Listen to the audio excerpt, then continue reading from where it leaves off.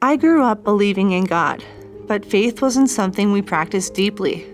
I knew about Jesus and even loved him in my own way, but I didn't yet understand the depth of his love for me. At 26, I had been married for just 8 months and had a beautiful baby girl. But then I discovered my husband had been in a relationship with another woman for nearly a year, and that he'd been unfaithful throughout our entire 4 years together. My whole world and the future I had imagined crumbled. In the months that followed, the marriage ended and I was left trying to pick up the pieces as a new mom. Not long after, my sister invited me to her church. I went even though it was far from where I lived. I filled out a Connect card, not expecting much. When they called next week, I explained that I didn't live nearby, but their response changed everything.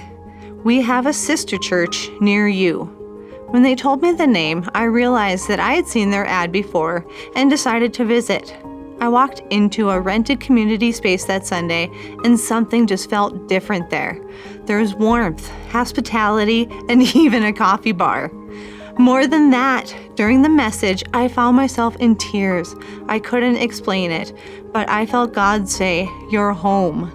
For the first time, I experienced a church that welcomed me just as I was. A few years later, I found myself debating whether or not to show up for a church volunteer event. I just wasn't in the mood, but I felt a nudge to go. That same morning, someone else felt that same nudge, my current husband. That is where we met. Not long after that, we were married. Since then, life has been full of trials, losing a foster child days before adoption, navigating major health challenges for both of us, raising 2 children with special needs, grieving the loss of my mom, moving to a new place where we didn't know a soul, enduring financial struggles, and juggling full-time work with family life. But through every storm, we've had one constant: Jesus. With him at the center, our marriage has stayed strong. We faced it all together, not in our own strength, but anchored in something bigger. And my faith today is stronger than it's ever been, because I've seen what God can carry us through.